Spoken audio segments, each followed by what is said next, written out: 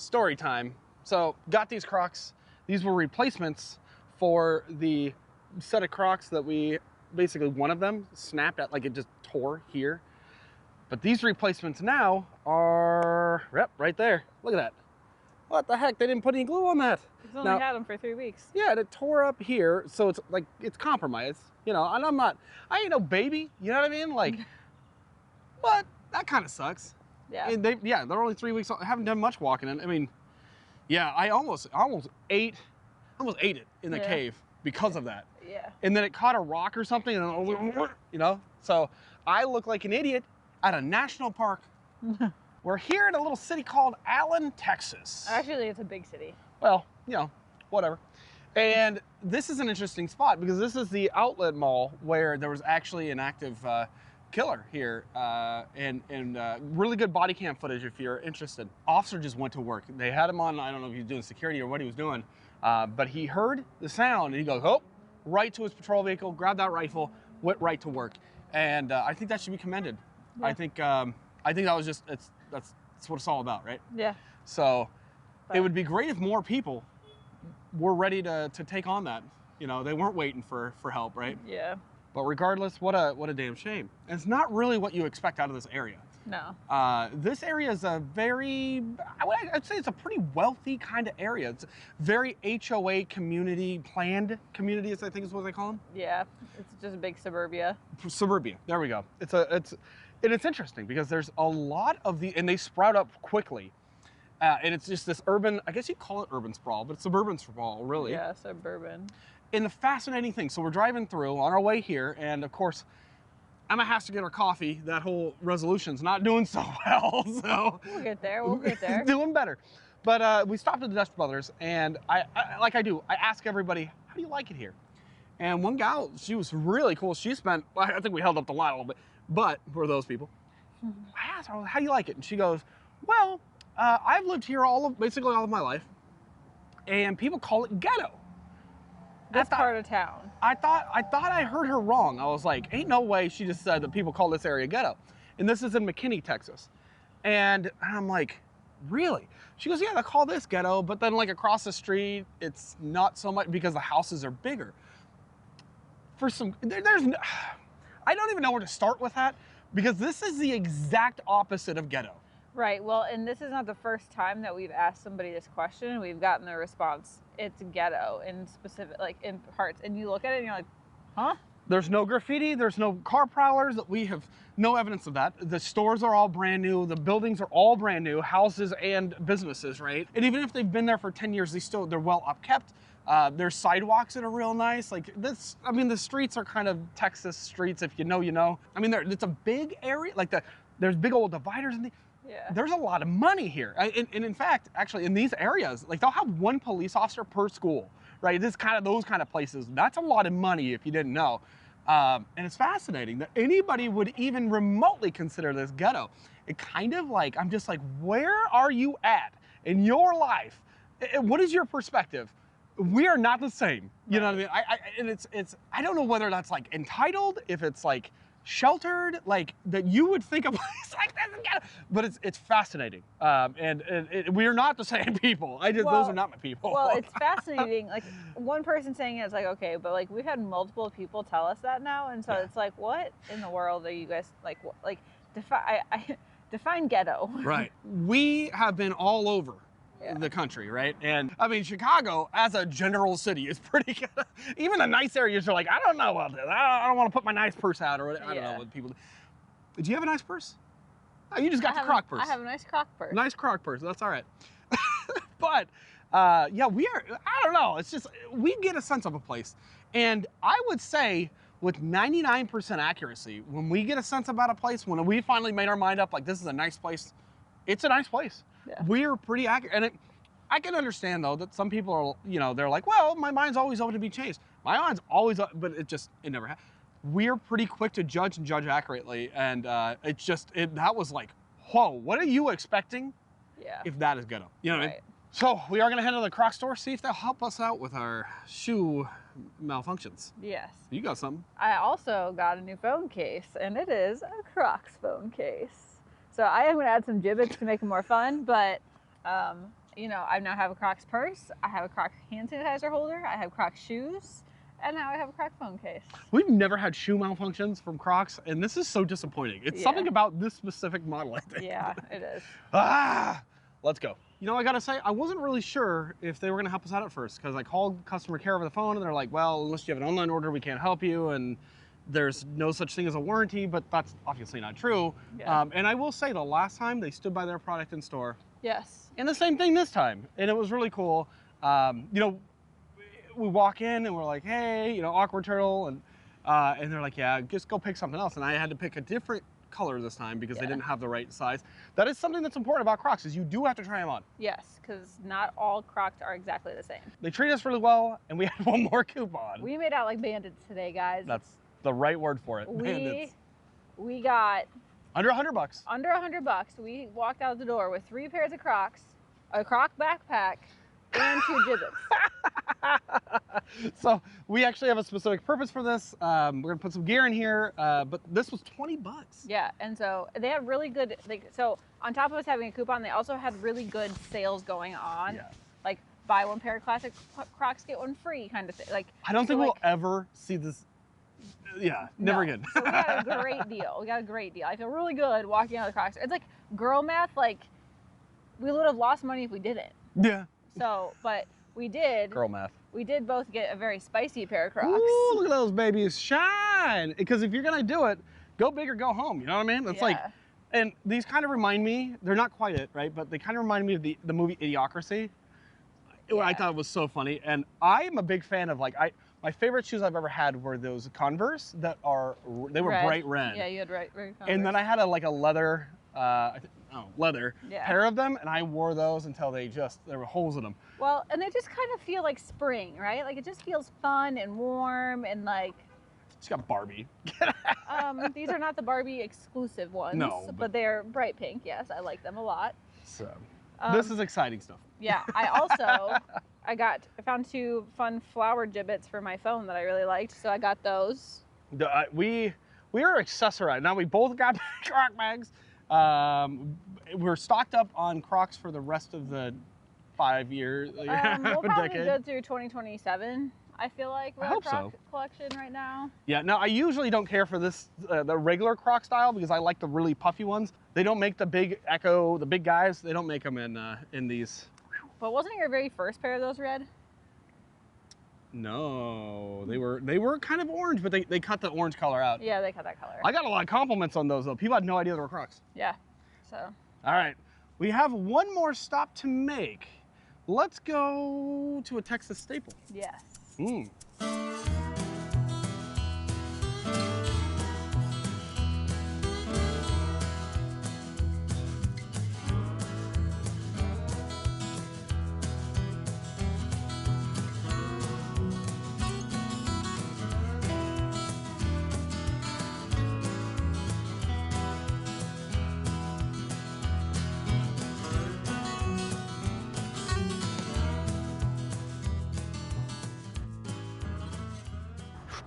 We've made it to Buc-ee's. Buc-ee's is chaos. And so their fuel prices are pretty dang good. Let's go ahead and grab one of their brisket sandwiches. I'm telling you, you could equip an entire house here just at these stores. But don't mess with Texas or litter. Now this is one I don't fully understand. Why in the heck is there a pillow for beaver nuggets? People love beaver nuggets. Apparently that's a big thing. Enough to get a pillow of it? I don't know, but it's fun. Apparently. They also have finger puppets. Oh man. Oh, that looks good. And look at these delicacies out here.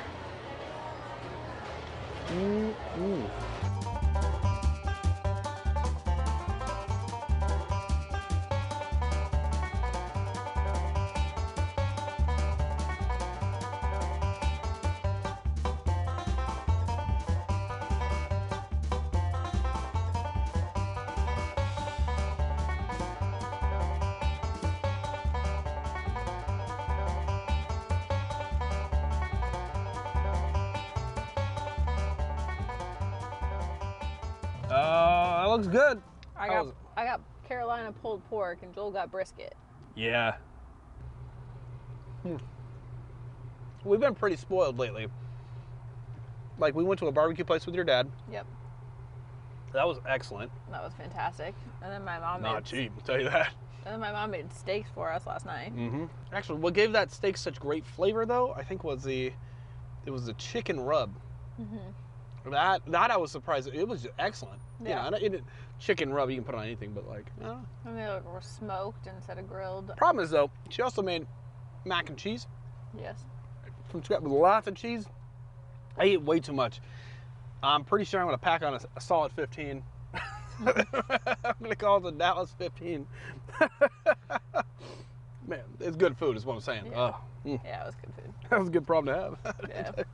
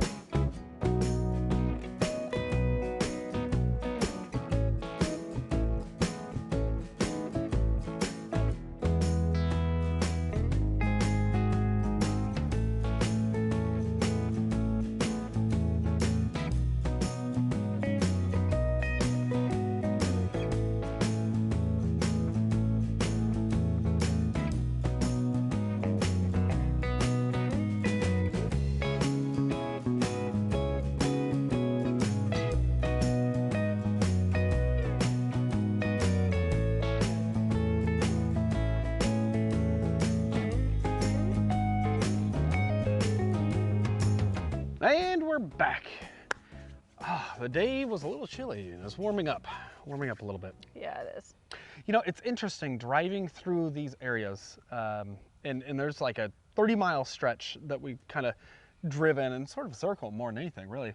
We went out of our way to go down to the outlet mall and then kind of on the way back. I gotta say, no area is ghetto out here at all.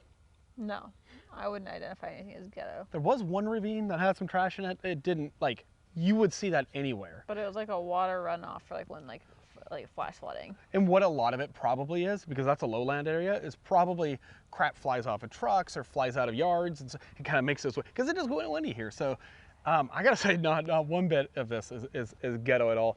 And I think there's something, would you go as far to say, like, there's something wrong with people that should know better, that are like, yes, this is ghetto. Like, if your expectation is so much higher than this, I think it's a privilege thing, I think, to call areas like this ghetto. Yeah, yeah. I gotta say, and we've been here now, I mean, we spent a good bit of time in neighborhoods kind of similar even to this one. And they're these kind of planned communities, and they're very interesting, aren't they?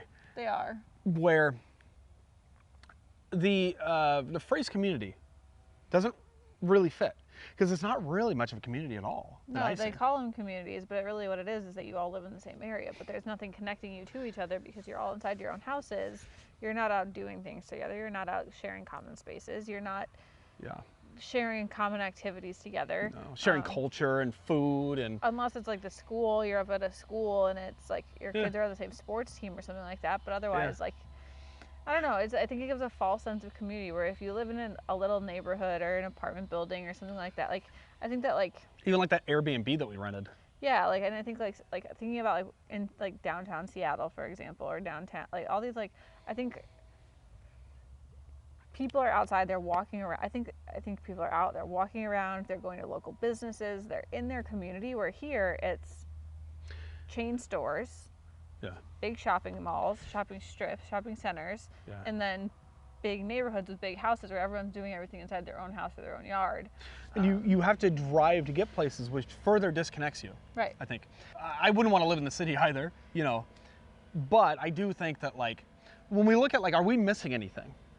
Absolutely not. You know, I don't see anything. I think we love our little tiny house. We love that we actually get to go out and explore different communities. We get to see different places. We get to say, like I think a question we often ask ourselves when we're in different places is, like, what is the point of this place? Yeah. What is the point of the existence here? And why do people like it? What's the point? And is a quality of life great? Is it good? Is it okay? Is it bad?